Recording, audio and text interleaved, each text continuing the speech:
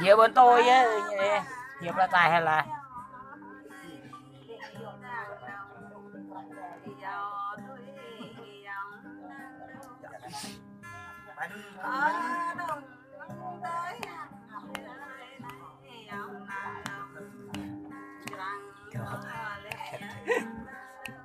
kết ấy dùng thôi.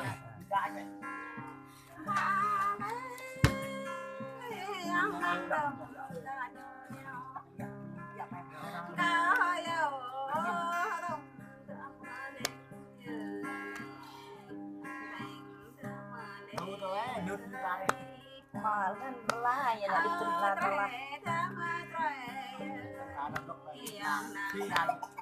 dạ mà ta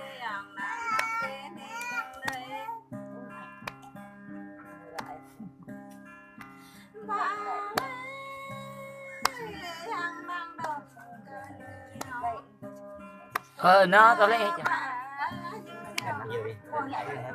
Qua này như vậy. Nhân lên đó.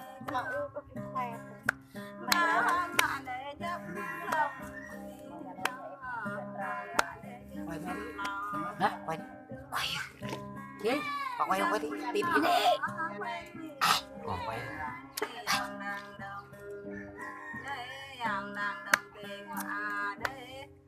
cỡ nó nói như lệ có cái em ta Đây chả. Lệ luôn tôi hồ.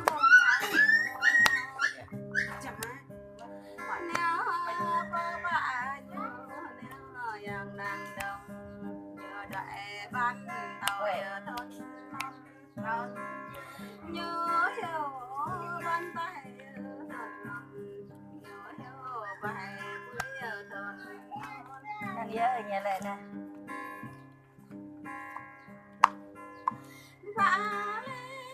Đây. Đây.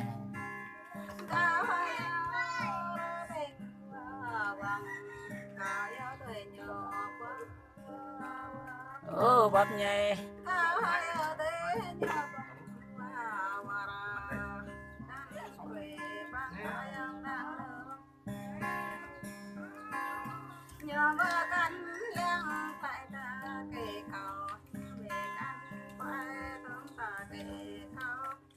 như thao ta như lệ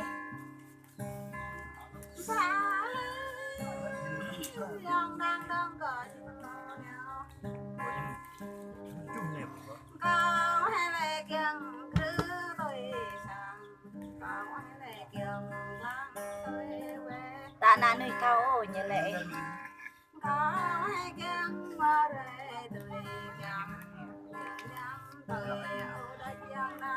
nên giờ mại vậy